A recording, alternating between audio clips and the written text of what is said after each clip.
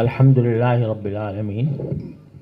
والصلاة والسلام علی سیدنا و نبینا و حبیبنا و مولانا محمد خاتم النبیین و امام المرسلین وعلی آلہ و اصحابہ اجمعین وعلی کل من تبعہم بإحسان الی یوم الدین. اما بعد، آج کل عام لوگوں کے ذہنوں کو مشوش کرنے کے لیے یہ پروپیگنڈا کیا جا رہا ہے کہ حکومت تو یہ چاہ رہی ہے کہ مدارس چونکہ ایک تعلیمی ادارے ہیں لہذا وہ وزارت تعلیم کے ساتھ وابستہ ہونے چاہیے، اور مدارس یہ کہہ رہے ہیں کہ ہمیں تو سوسائٹیز ایکٹ کے ساتھ رجسٹر ہونا چاہیے، اور سوسائٹیز ایکٹ جو ہے وہ وزارت صنعت و تجارت سے تعلق رکھتا ہے یا وزارت داخلہ سے تعلق رکھتا ہے. تو لوگوں کے سمجھ میں یہ بات نہیں آ رہی کہ ہم کیوں اس سوسائٹیز ایکٹ کے تحت ہم رجسٹر ہونا پسند کرتے ہیں بنسبت وزارت تعلیم کے. اس کو سمجھنے کے لیے پہلے یہ سمجھنا چاہیے کہ سوسائٹیز ایکٹ کیا چیز ہے. سوسائٹیز ایکٹ در حقیقت ایک ایسا قانون ہے جس کے تحت آپ کوئی ایسی سوسائٹی بنا سکتے ہیں، ایک پرائیویٹ ادارہ بنا سکتے ہیں کہ جس میں آپ کو کوئی بھی کام کرنا ہو، آپ کو تعلیم دینی ہو، آپ کو کوئی رفاہی کام کرنا ہو، آپ کو کوئی اپنا تربیتی ادارہ قائم کرنا ہو، پیشہ ورانہ تعلیم و تربیت کرنی ہو، یہاں تک کہ اگر کوئی آرٹس کونسل قائم کرنی ہو، وہ سارے کے سارے پرائیویٹ ادارے اس سوسائٹیز ایکٹ کے تحت رجسٹر ہوتے ہیں اور ہوتے چلے آ رہے ہیں. جس کا حاصل یہ ہے کہ سوسائٹیز ایکٹ پرائیویٹ اداروں کو رجسٹر کرنے کا ایک داخانہ ہے کہ جس کے ذریعے پرائیویٹ ادارے ایک قانونی حیثیت حاصل کر لیتے ہیں. اب وہ پرائیویٹ ادارے اپنے نظام کے تحت چلتے ہیں، ان کا اپنا ایک طریقہ کار ہوتا ہے. ان کے جو کچھ عہدیدار ہوتے ہیں یا ان کے جو مجلس انتظامی کے لوگ ہوتے ہیں وہی اس کے تمام امور کے نگراں ہوتے ہیں. ان کو مکمل اختیار ہوتا ہے کہ اپنے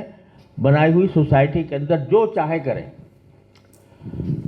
صرف اتنا ہے کہ وہ رجسٹر ہو جاتے ہیں، جس کا معنی ہے کہ ان کا وجود قانونی طور پر تسلیم کر لیا جاتا ہے، لیکن اپنے اندرونی معاملات میں وہ بالکل خود مختار آزاد ہوتے ہیں. یہ کہنے کی بھی ضرورت نہیں ہے کہ ہم خود مختار آزاد ہیں، بلکہ جب ہی اس میں رجسٹر ہوئے تو مطلب یہ ہے کہ ہم اپنے قوانین کے تحت، اپنے نظام کے تحت اپنے ادارے کو چلا سکتے ہیں. دوسری طرف وزارت تعلیم جو ہے وہ حکومت کا ایک ادارہ ہے، اور حکومت کے ادارے کے حیثیت سے وہ اپنے سارے تعلیمی نظام کو کنٹرول کرتا ہے. اس میں یونیورسٹیاں بھی آتی ہیں، اس میں کالج بھی آتے ہیں، اس میں اسکول بھی آتے ہیں جو سرکار کے تحت قائم ہو رہے ہیں، تو وہ اس نظام کے پابند ہو جاتے ہیں. تو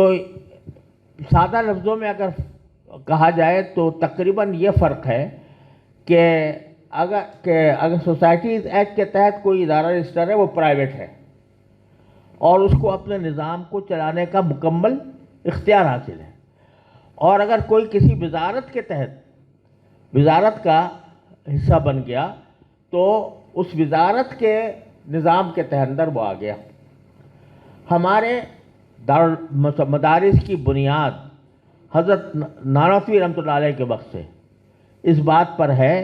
کہ یہ پرائیویٹ ادارہ ہے اور اس کا حکومت سے کوئی تعلق نہیں ہے. نہ ہمیں حکومت سے کوئی امداد چاہیے، نہ ہمیں حکومت سے کوئی پیسے چاہیے، نہ حکومت کی ہمیں مداخلت چاہیے. ہم اپنے طریقہ کار پر جو اکابر کا طریقہ کار چلا آ رہا ہے اس کے تحت چلنا چاہتے ہیں. کوئی ایسے ادارے کو ہم اپنے اوپر مسلط نہیں کرنا چاہتے جو ہمارے اندرونی نظام کے دخل اندازی کرے، جو ہمارے طریقہ کار میں مداخلت کرے، جو کسی طرح بھی ہمارے مقاصد پر اثر انداز ہو. وہ ہم مدرسے کو اس سے آزاد رکھنا چاہتے ہیں. اور یہ آزادی ہمیں سوسائٹیز ایکٹ کے تحت ملتی ہے، کیونکہ وہ پرائیویٹ ہے، اس میں سارے ادارے پرائیویٹ ہیں. بہت سے تعلیمی ادارے اب بھی سوسائٹیز ایکٹ کے تحت رجسٹرڈ ہیں، اس لیے کہ وہ پرائیویٹ ہیں اور پرائیویٹ طریقے سے اپنے نظام کے تحت چلنا چاہتے ہیں. ہمیں اس بات کا اس بات پر اس لیے اصرار ہے کہ وزارت تعلیم کے ساتھ اگر ہم منسلک ہو گئے، اور میری تو اول روز سے یہی رائے ہے کہ اس کے ساتھ منسلک ہونا، ہم نے بہت ہی انتہائی دباؤ کے حالات میں اتنی بات تسلیم کی تھی کہ بھئی ہمارا ڈاکخانہ بدل جائے اور وزارت تعلیم کے طرف جاؤ جائے، لیکن جو اندیشہ تھا اور جس کی بنا پر ہم وزارت تعلیم میں جانے سے پرہیز کر رہے تھے، وہ اس وقت سامنے آ گیا کہ جس دن ایک دن ہمارے ساتھ مذاکرات کے اندر ایک مفاہمتی یادداشت تیار ہوئی، جس کو آج معاہدے کا نام دیا جا رہا ہے. وہ در حقیقت اصطلاحی اعتبار سے وہ MOU ہے، memorandum of association of understanding, مفاہمتی یادداشت. قانونی اعتبار سے اس کا کوئی اثر نہیں ہوتا، صرف یہ بات ہوتی ہے کہ ابھی بات چل رہی ہے، اس کے اندر کچھ چیزوں پر مفاہمت ہوئی. اس مفاہمت کا ایک حصہ یہ تھا کہ ہمارے بینک اکاؤنٹ کھلیں گے، ہم خود مختار اور آزاد رہیں گے. دوسرا یہ کہ ہمارے غیر ملکی طلباء جو ہیں وہ ان کو داخلہ ملے گا، ویزے ملیں گے. اور اس میں یہ بھی تھا کہ جب تک اس کے اوپر پوری طرح عمل نہیں ہو جاتا، سوسائٹیز ایکٹ کے تحت جو مدارس رجسٹر ہو رہے ہیں وہ اپنی جگہ رجسٹر ہوتے چلے جائیں گے. لیکن یوں ہی یہ بات ہماری اس مفاہمتی یادداشت کی مرحلے میں ابھی تھی، اسی کے ساتھ 1 ارب کا بجٹ بنا کر ایک ڈائریکٹریٹ قائم کر دی گئی، جو ایک سابق فوجی میجر جنرل کے ماتحت، اور اس کے لیے وہ قائم کرنے شروع کر دیے گئے دفاتر مختلف جگہوں پر، اور اس کے مطابق رجسٹریشن کا آغاز بھی کر دیا گیا. تو یہ مرحلہ تھا جس میں ہمیں اپنے اس نقطہ نظر کی بالکل وضاحت سامنے آ گئی، جو کہتے تھے کہ ہم تعلیم کے اندر جائیں گے تو ہم پھر کسی نظام کے اندر پھنس کر اس کے تمام ارشادات کے تابع ہوں گے. چنانچہ اگرچہ اس میں یہ الفاظ بھی موجود ہیں کہ مدارس کہ جو ہے اپنے نظام میں آزاد اور خود مختار رہیں گے، یہ لکھا ہوا ہے اس کے اندر بھی، لیکن آخر میں یہ لکھا ہوا ہے کہ وقتاً فوقتاً وزارت تعلیم کی طرف سے جو ہدایات آئیں گی مدارس کے پابند ہوں گے. تو ایک طرف یہ کہا ہے اور دوسری طرف یہ بھی کہا ہے، لہٰذا اس کا نتیجہ یہ ہوگا کہ ہمارے مدارس کے اوپر حکومت، ہم یہ بالکل واضح الفاظ میں یہ بات کہہ دینا چاہتے ہیں کہ کسی حکومت کے ماتحت ہو کر ہم اپنے نظام و نظام کو جاری نہیں رکھ سکتے، رکھنا ہمارے لیے زہر قاتل ہے. لہذا ہم نے انجام دیکھے ہیں، ہم نے سعودی عرب دیکھا ہے، ہم نے امارات دیکھا ہے، ہم نے مصر دیکھا ہے، ہم نے شام دیکھا ہے، اور وہاں پر مدارس کو کس طریقے سے ختم کیا گیا، مدارس کو کس طریقے سے دبایا گیا. آج وہاں پر کوئی کلمہ حق کرنے والا موجود نہیں ہے، یا ہو تو اس کی جگہ جیل ہوتی ہے یا اس کے اوپر تشدد کیا جاتا ہے. تو ہم الحمدللہ پاکستان کو اللہ تبارک و تعالیٰ نے اسلام کے لیے بنایا، اور پاکستان کو در حقیقت اللہ تبارک و تعالیٰ نے اسلام کا ایک قلعہ بنایا ہے. تو یہاں ہم یہ صورتحال کسی قیمت برداشت نہیں کر سکتے کہ ہمارے مدارس اور ہمارے علماء وہ اس طرح ہو جائیں کہ ان کے سامنے کچھ بھی ہوتا رہے اور وہ اپنی زبانوں کو بند رکھیں اور شیطان اخرس بن کر زندگی گزاریں. لہٰذا یہ چاہے جب کسی بھی چیز کو گھیرنا ہوتا ہے تو شروع میں ساری پابندیاں عائد نہیں ہوتی، شروع میں اس کے لیے ایک دام ڈالا جاتا ہے، اس کے لیے دانہ ڈالا جاتا ہے، تو اس کے بعد پھر آگے جا کر اس کو کسی وقت میں گھیرا جاتا ہے. یہی طریقہ کار رہا ہے پوری تاریخ میں. تو اب اگر اس میں لکھا ہوا ہے کہ نظام کہ یہ اپنے آزاد و خود مختار رہیں گے، لیکن اس کے باوجود ایک مرتبہ جب یہ اس دائرے کے اندر آ گئے اور اس میں یہ لفظ موجود ہے کہ وزارت تعلیم کی طرف سے وقتاً فوقتاً ہدایات جو ملتی رہیں گی اس کے پابند ہوں گے، تو اب آپ دیکھیے آج کسی کی حکومت ہے، کل کسی اور کی حکومت ہوگی، وہ لوگ بھی حکومت میں وزارت تعلیم کے اندر آئیں گے جو یہ کہہ رہے ہیں کہ مدارس جو ہیں وہ جہالت کی یونیورسٹیاں ہیں، جنہوں نے علی الاعلان یہ بات کہی ہے، جنہوں نے یہ کہا ہے کہ مدارس تو یہ سکھاتے ہیں کہ مرنے کے بعد کیا ہوگا، گویا ان کو مذاق اڑا کر کہ مرنے کے بعد کیا ہوگا کہ حالات پڑھانے والے مدارس ہیں، یہ دنیا کے موجودہ زندگی کے ساتھ کیسے چل سکتے ہیں، وہ بھی تعلیم کے نظام کے اندر آ سکتے ہیں، اور کل کو کون آتا ہے کچھ نہیں کہا جا سکتا۔ لہذا مدارس کو اس دائرے کے اندر لانے کی وجہ کہ ہم بالکل سختی کے ساتھ مخالف ہیں، اور چونکہ سوسائٹیز ایکٹ ایک پرائیویٹ اداروں کا قانون ہے،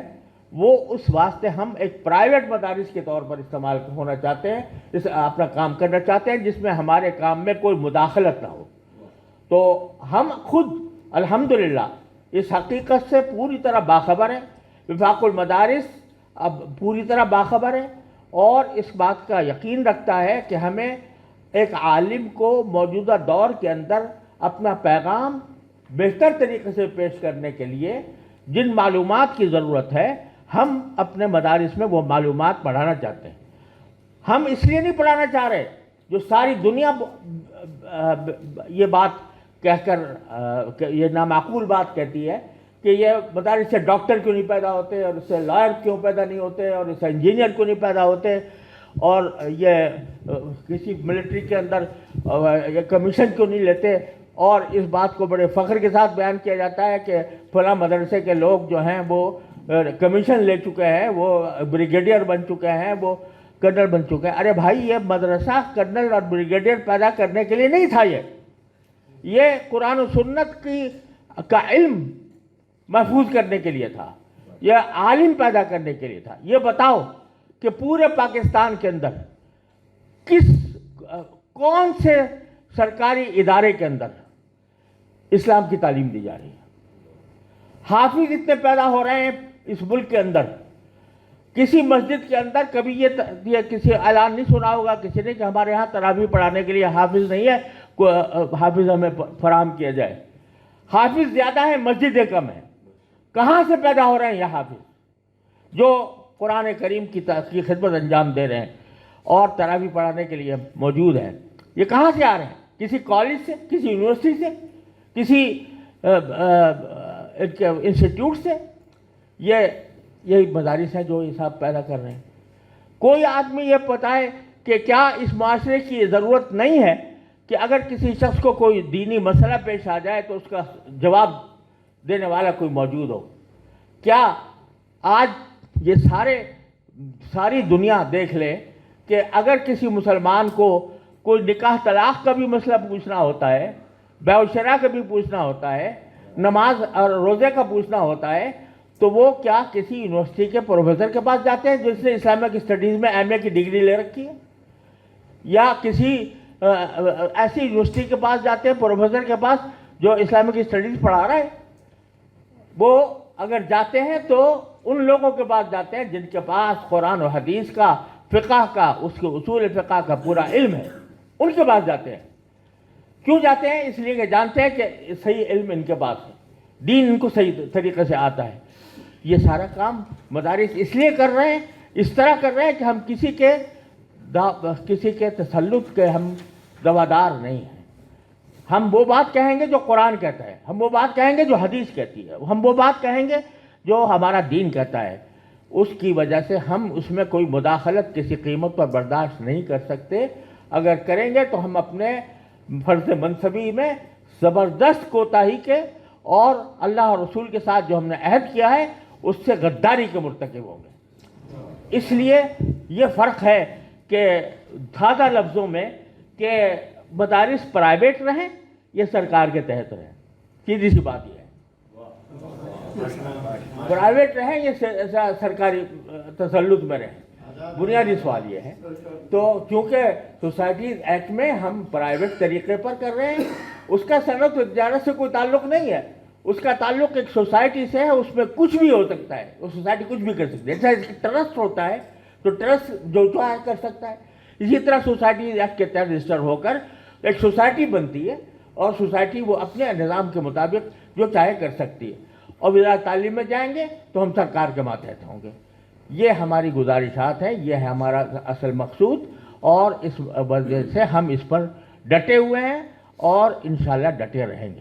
وآخر دعوانا الحمدللہ رب العالمین.